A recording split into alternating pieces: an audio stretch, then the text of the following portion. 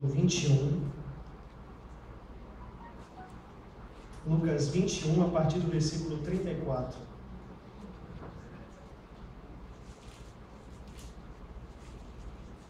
Lucas 21, 34. Até o versículo 36.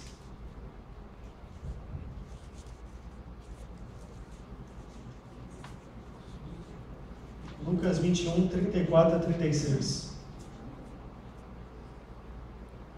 Todos encontraram? Amém.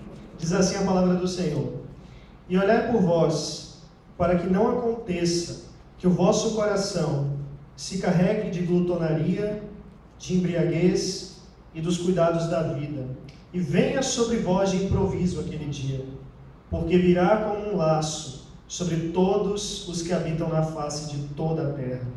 Vigiai, pois, em todo o tempo, orando, para que sejais havidos por dignos de evitar todas essas coisas que hão de acontecer e de estar em pé diante do Filho do Homem. Amém? Vamos orar mais uma vez, meus irmãos. Senhor Deus e Pai, louvado seja o Teu nome, Pai, pelo Teu cuidado, pela Tua graça e pela Tua misericórdia nas nossas vidas, Pai. Eis-nos aqui na Tua presença, Senhor. Nós nos colocamos aqui diante do Senhor, ó Deus, e oramos e clamamos a Ti, Pai, que mais uma vez, ó Pai, o Senhor fale conosco nesta noite, pela Tua graça, pelo Teu poder e pelo Teu amor, ó Pai. Nós colocamos diante do Senhor, ó Pai, perdoa os nossos pecados, nos lava no sangue de Jesus e nos purifica, Senhor, para que nós possamos sempre seguir em santidade no Teu caminho, aguardando a vinda de Teu Filho, Pai, porque Ele prometeu que Ele viria para nos buscar, para nos resgatar, nos desarraigar do presente século mau, Senhor, para que nós possamos estar contigo naquele grande dia, meu Senhor. Então que nós permaneçamos vigilantes, que a Tua palavra encontre lugar guarida em nossos corações, ó Pai, e que eu diminua para que o Senhor cresça, Pai, porque por Ti, por meio de Ti e para Ti são todas as coisas. Glórias, pois, a Ti eternamente. Amém, Pai. Essa é a nossa oração, esse é o nosso clamor ao Senhor, ó Deus. Então nós louvamos o Teu nome e Te agradecemos, no nome de Jesus, Pai. Amém. Bom, meus irmãos, Lucas capítulo 21, nós temos as palavras de Jesus relacionadas à sua vinda. Quando nós chegamos aqui no capítulo 21 de Lucas, já próximo ao final do seu evangelho, que vai até o capítulo 24, nós vemos que o Senhor, Ele começa a fazer um discurso no Monte das Oliveiras, um discurso para os seus discípulos, que estavam encantados, estavam maravilhados com aquela grande e belíssima construção que era o Templo de Jerusalém. E eles, encantados, eles falam: Senhor, olha para essas construções, que grandes pedras elas não são, e isso faz todo sentido a partir do momento que eles viviam na Galileia. Então eles moravam no interior de Israel, e como eles tinham chegado na capital, eles viram aquelas grandes construções do templo, dos muros, e ficaram maravilhados. Só que Jesus dá uma notícia para eles: vocês estão vendo tudo isso? Não ficará pedra sobre pedra que não seja derribada. Tudo será destruído. E assim foi cumprido no ano 70, quando Tito, filho do imperador Vespasiano, chegou em Jerusalém, cercou a cidade, invadiu a cidade e destruiu toda a cidade de Jerusalém. E os judeus foram expulsos pelo mundo até o ano de 1947, 1948, quando eles retornaram para a sua terra. E Jesus, Ele dá várias palavras relacionadas àquele momento de sofrimento que o povo de Israel iria passar, mas também relacionado ao momento de sofrimento dos últimos tempos.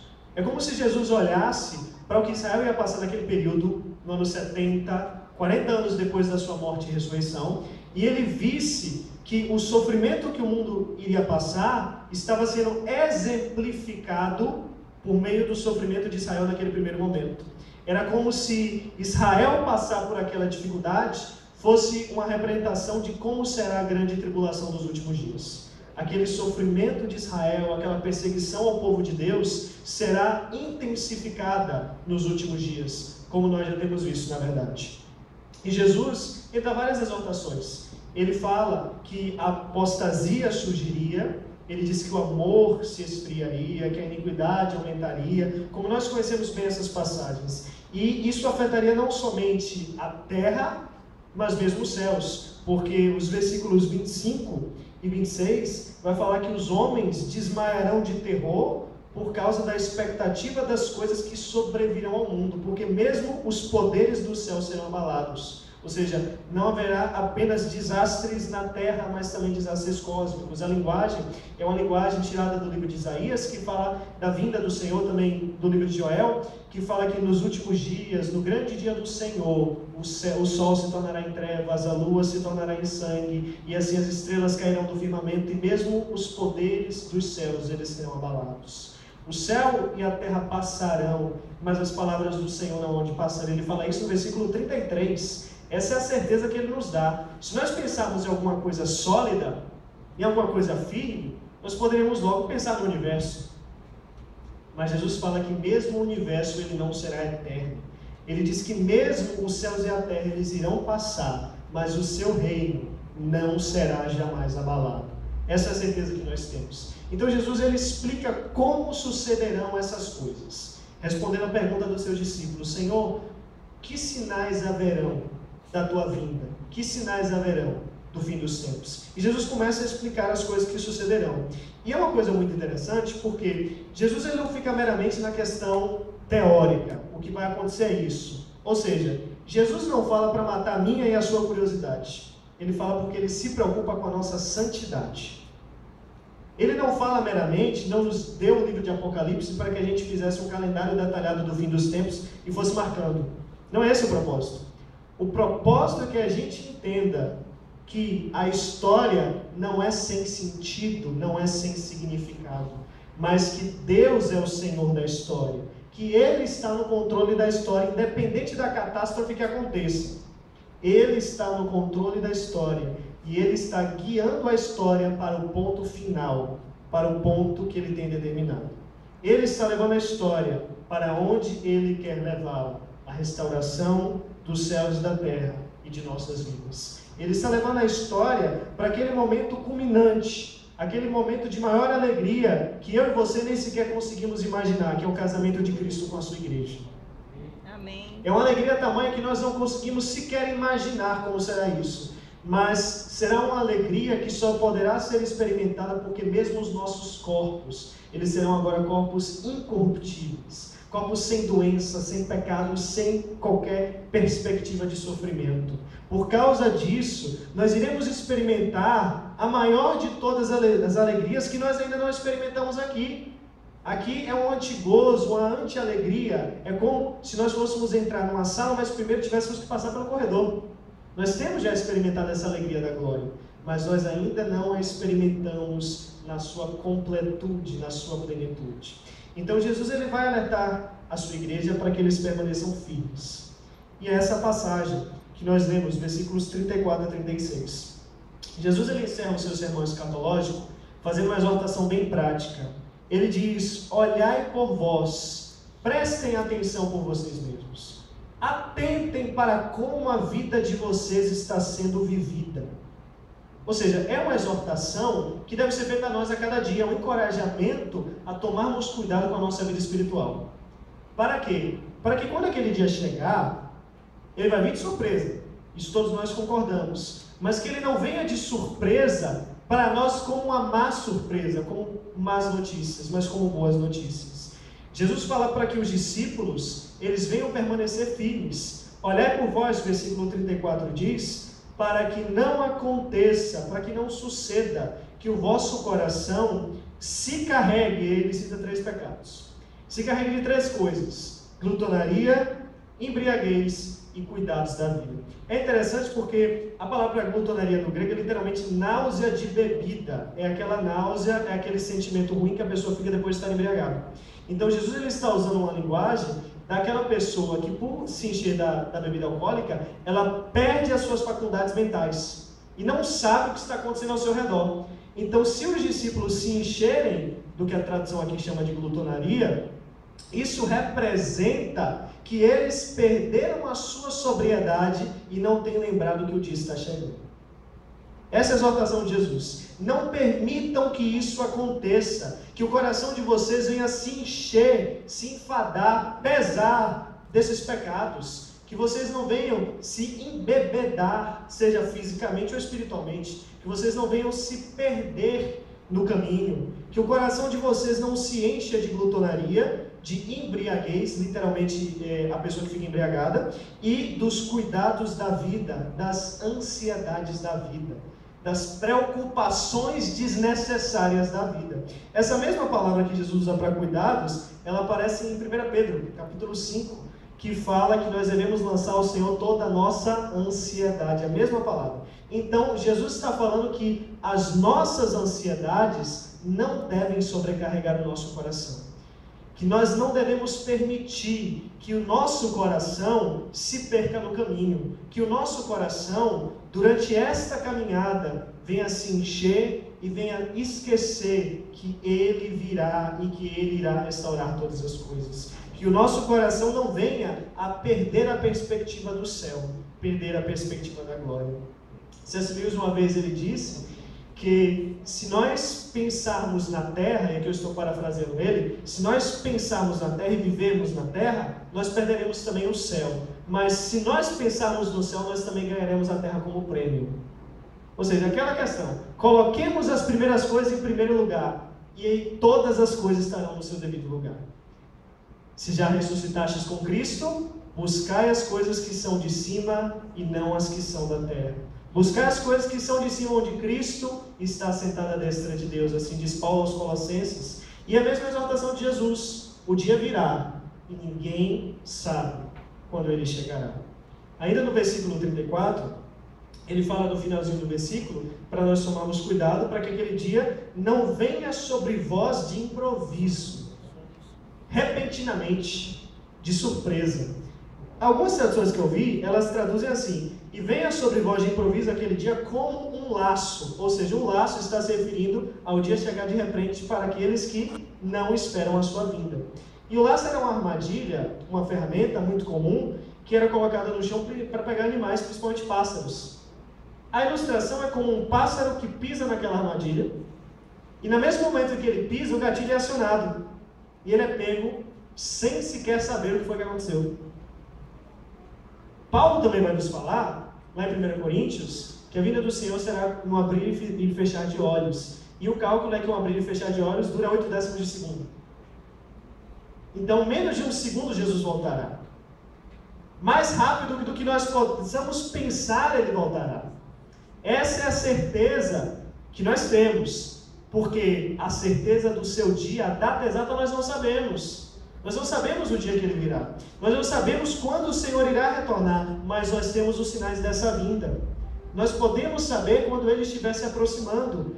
E Jesus ele vai detalhar que Jerusalém será cercada de exércitos. No versículo 24, ele falou também que Jerusalém será pisada pelos gentios até que os tempos dos gentios se completem. Se vocês ligarem a televisão, vocês podem ver que Jerusalém está sendo disputada por árabes e muçulmanos. Por árabes e judeus, perdão. Que Jerusalém está sendo disputada até hoje, que há toda uma discussão política até hoje, e Jerusalém continua sendo pisada pelos gentios.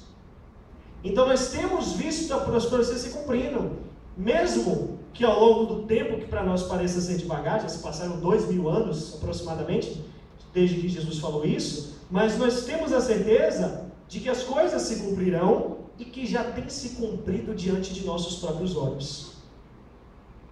Ele alertou seus discípulos e ele os exorta para que eles sejam como soldados que estão em todo o tempo vigiando nas vigílias da noite. Esse dia virá como um laço, o versículo 35 nos diz, como um laço sobre todos os que habitam na face de toda a terra. Ou seja, ele virá como um laço, isso estaria ligado ao versículo 34, né? Ele vem como um laço esse dia sobre aqueles que estão enchendo o seu coração de glutonaria, de embriaguez e dos cuidados dessa vida. Mas esse dia não será uma surpresa meramente para os que estiverem em pecado, para os que estiverem em rebelião contra Cristo, para os que estiverem se colocando contra Jesus, seguindo após o anticristo, seguindo após as falsas doutrinas. Não. Esse dia, ele virá de surpresa sobre todos aqueles que habitam na face da terra. Sobre mim e sobre você, se nós estivermos vivos. Esse dia, ele não é conhecido por ninguém. Essa data não é conhecida dos anjos. Ele diz, nem mesmo do Filho.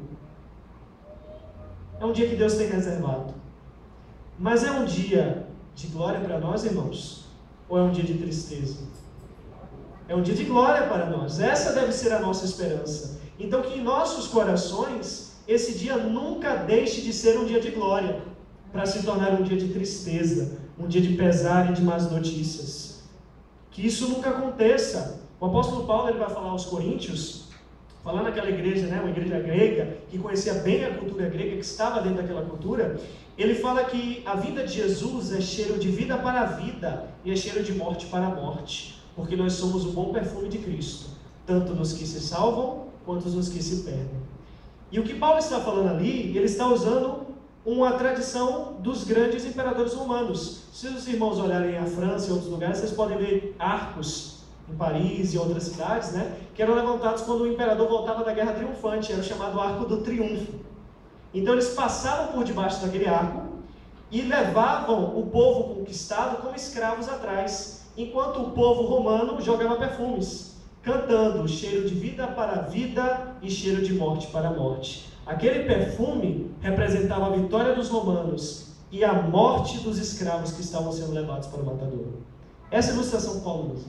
Ele está pegando uma imagem muito conhecida dos imperadores romanos do povo de Corinto, daquela cidade a qual ele está escrevendo, para falar que a vinda de Jesus é assim. Aquele perfume, para os que perderam a guerra, representava a morte deles, que o povo romano estava jogando. Mas para o imperador e o exército romano representava a sua vitória.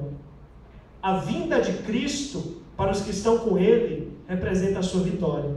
Mas a vinda de Cristo para os que não estão com Ele, representa a sua derrota eterna. Por isso Paulo vai nos dizer que nós somos o bom perfume de Cristo. Nós somos esse perfume jogado. O Evangelho é esse perfume anunciado. E dependendo da reação de cada pessoa ao Evangelho, é cheiro de vida para a vida ou cheiro de morte para a morte. Jesus então ele nos exorta para que nós não deixemos que os nossos corações sobrecarreguem, para que nós não percamos de vista aquilo que Ele já tem realizado por nós, aquele trabalho que Ele tem feito, que Ele realizou por completo na cruz, porque Ele conquistou tudo isso para nós, irmãos. Nós precisamos valorizar isso, nós precisamos valorizar tudo o que nós já temos em Cristo Jesus, e tudo que ainda Ele vai nos dar, porque Ele já nos tem dado o melhor. Nós podemos dizer que o melhor já veio e que o melhor virá, porque o melhor veio pela primeira vez e o melhor virá pela segunda vez. Esse melhor chama-se Jesus Cristo. Amém. Esse é o nosso Senhor. Amém. Esse é o Senhor que entende o meu e o teu coração.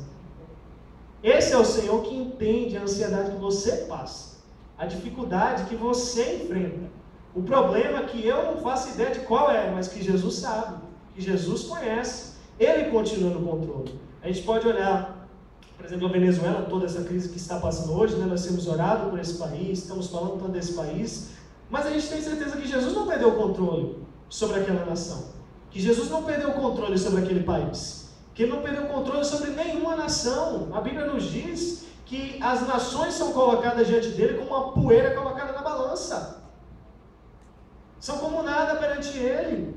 Ele estendeu os céus e os mediu a palmos, a palavra do Senhor nos diz. Ele estende os céus como uma cortina e os enrola. Os céus e a terra mesmo irão passar perante a face dele, mas ele continuará para sempre. As suas promessas, elas não mudam. As suas promessas são imutáveis. Então a exortação de Jesus não é uma exortação para um grupo de 12 pessoas meramente, é para mim e para você.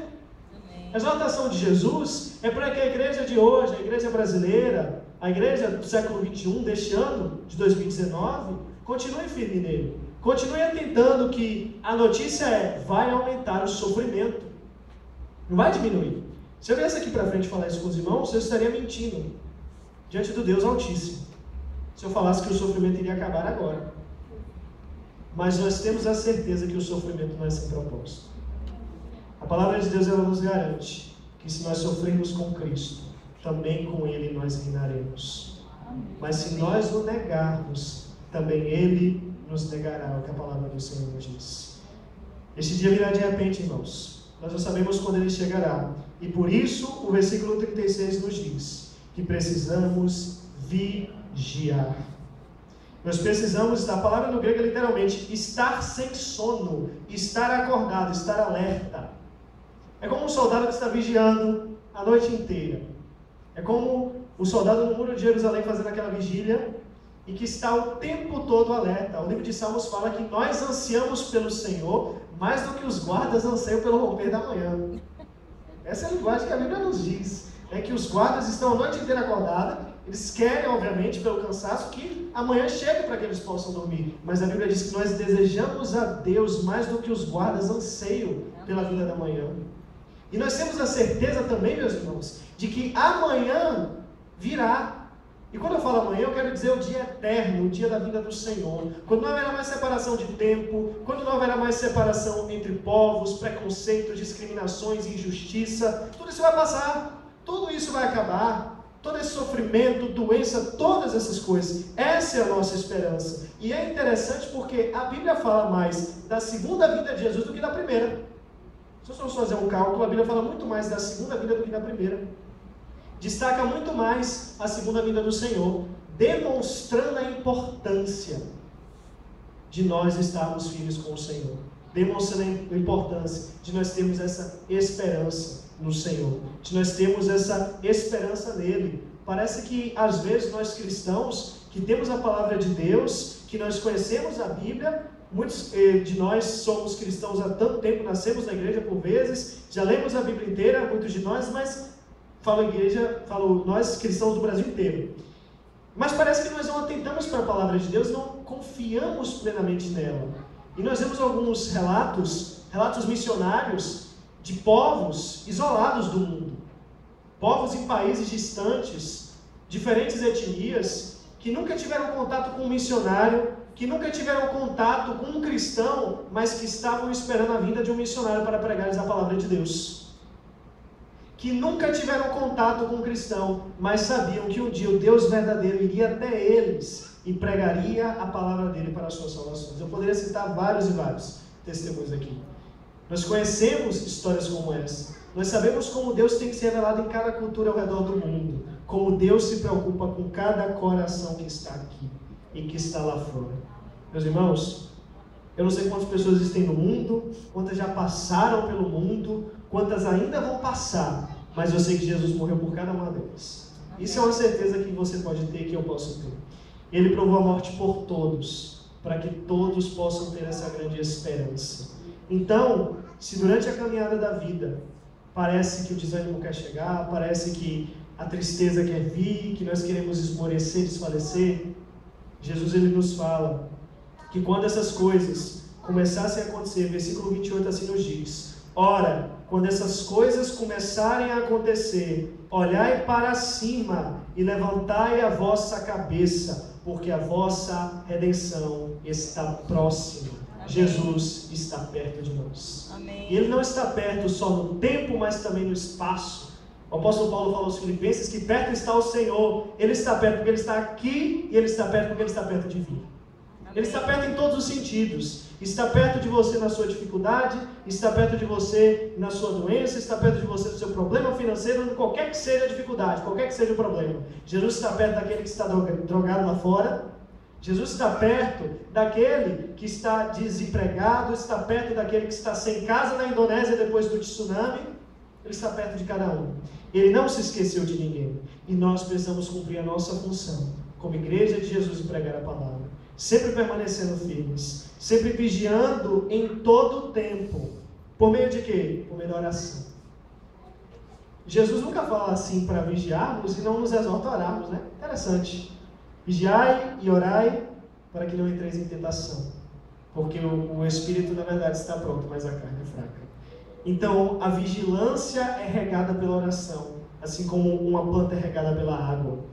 Assim, a vigilância deve estar em todo o tempo. E nós precisamos estar vigiando, não meramente discernindo os tempos pelo nosso conhecimento, mas pela dependência do Senhor. A oração é isso. É o abrir mão de seus desejos, de suas vontades, se eles não condizerem com a vontade de Deus. É o dizer: Senhor, cumpra-se a tua vontade. É o dizer: Senhor, santifica-nos na verdade. É o colocar a sua vida diante do altar do Senhor e saber que você é o sacrifício e não mais um cordeiro, que a sua vida é um sacrifício vivo, não mais um animalzinho que é levado perante o altar. Não mais. Jesus ele se entregou como um sacrifício, e agora a Bíblia fala para nós entregarmos a nossa vida, os nossos corpos como sacrifício vivo ao Senhor, para nós estarmos em todo o tempo por meio da oração e da súplica, apresentando diante do Senhor as nossas ansiedades, porque Ele tem cuidado de nós. E isso para quê? Jesus vai nos falar, né? Para que sejais havidos por dignos.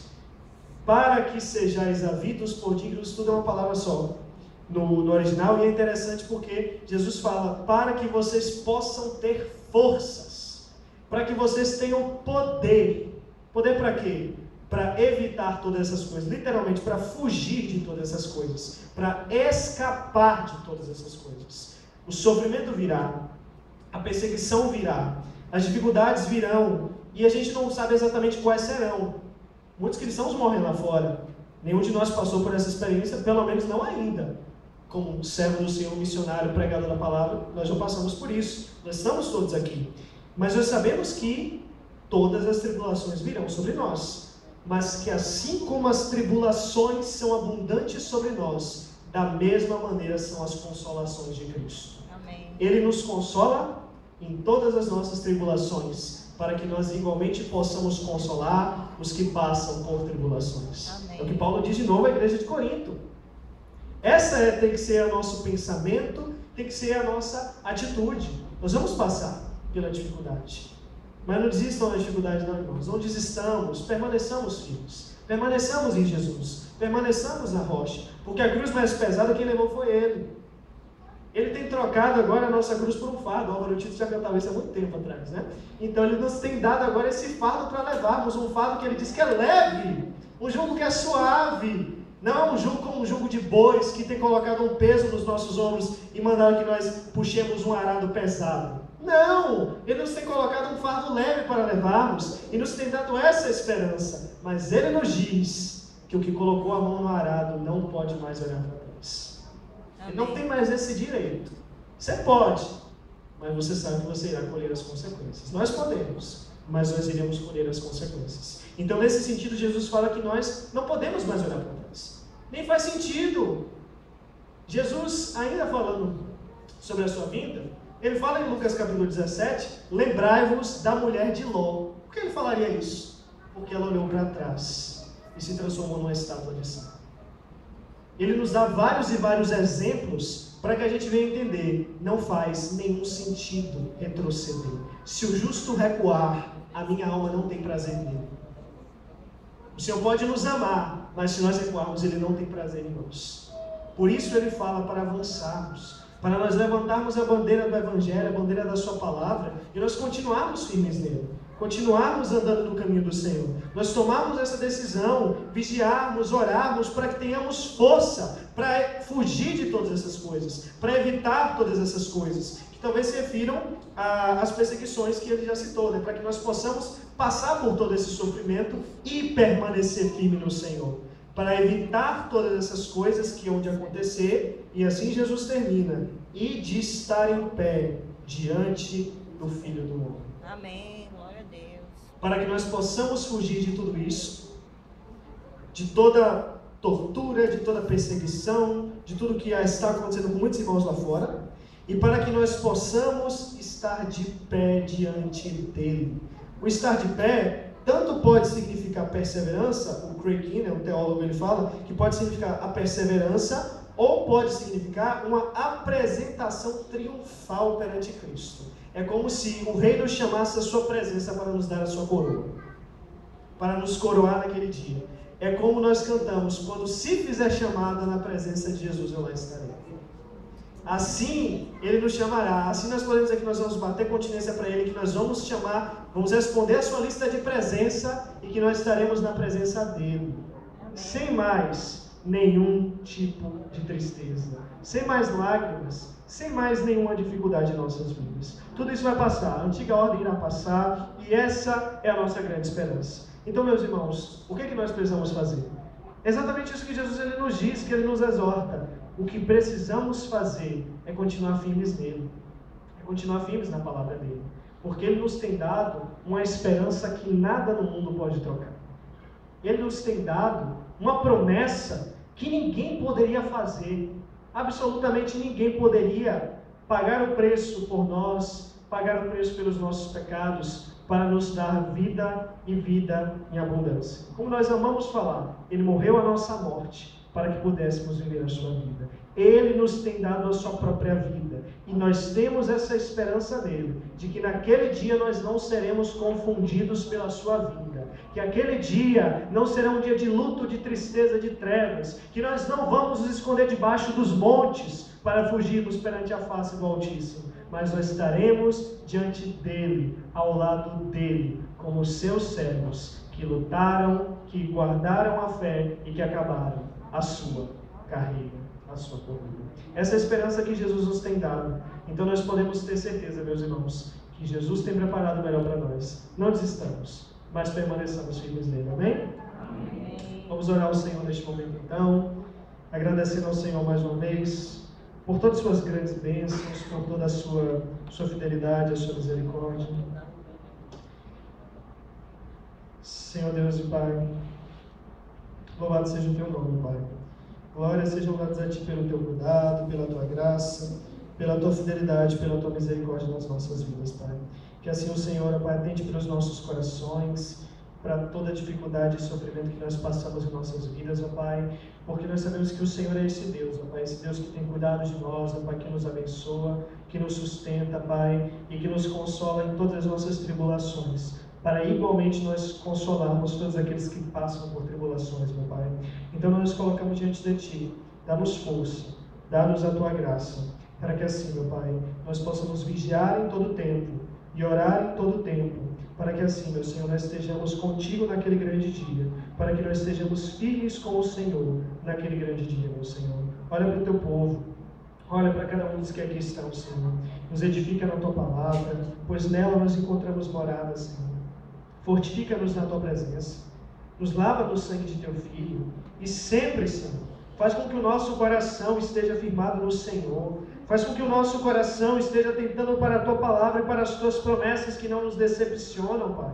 Sempre, Senhor, faz com que fujamos de todo pecado, fujamos, Senhor, de toda iniquidade e de tudo aquilo que entristece o Teu coração, que nos prejudica e que não faz bem para nós, Senhor. Que nós venhamos compreender, Senhor, que o dia do Senhor virá num momento inesperado, que pode ser hoje, pode ser amanhã, pode ser daqui a 1 milhão de anos, nós não sabemos, mas nós sabemos que o Senhor está conosco, que isso nos basta, Pai. Que nós venhamos sempre compreender, Pai, que o Senhor nos ensinou sobre o dever de orar sempre e nunca desfalecer, Senhor. Que o Senhor nos ensinou a perseverarmos, ó Pai, mesmo quando a dificuldade, Senhor, está batendo a nossa porta, mesmo, Senhor, quando as lutas vêm sobre nós, como se nós estivéssemos sendo jogados no meio do mar como Jonas, ó Pai, e sendo tragados pelas mais profundas águas, ó Pai. Nós sabemos que o Senhor está conosco, e nós podemos dizer que mesmo que nós estivéssemos no ventre do peixe, andando no vale da sombra da morte, o Senhor está conosco, Pai. Nós podemos dizer que do Senhor vem a salvação, e que o Senhor age em nosso favor, ó Pai. Então nós colocamos as nossas vidas na Tua presença, Pai. Nós colocamos as nossas famílias, nós colocamos, ó Pai, a vida de cada um de nós, de todos os membros da Tua igreja, meu Senhor. Assim, Senhor, nós colocamos, ó Pai, também esse país diante do Senhor, a Venezuela, com tanto sofrimento, Pai, pessoas morrendo, que o Senhor vá ao encontro deste país também, ó Pai, que o Senhor tenha misericórdia deste povo, nós clamamos ao Senhor, ó Pai, e nós colocamos, ó Pai, cada um diante do Senhor, ó Pai, cada nação, cada líder, assim, meu Senhor, cada pastor, Senhor, cada missionário, cada pregador da Tua palavra, Pai, cada filho Teu, Senhor, que está fazendo a Tua obra, Pai, atenda para cada um de nós, olha para o Teu povo, nos usa cada dia mais, e que como soldados do Senhor, Pai, nós estejamos vigilantes, nós estejamos orando, certos de que o Senhor tem reservado para nós, Pai, uma glória inesperada, uma glória, Pai, que eu falo no sentido de que nós não temos noção do tamanho do que o Senhor tem reservado para nós, Pai, porque a nossa maior esperança, Pai, é a glória do Senhor, que será revelada na face de Jesus Cristo, nosso Senhor, Pai. Então nós nos colocamos na Tua presença. Olha para a Tua igreja, Pai, que se humilha perante o Senhor, perdoa os nossos pecados e nos abençoa. Nós te pedimos e te agradecemos no nome de Jesus, Pai. Amém. Vamos,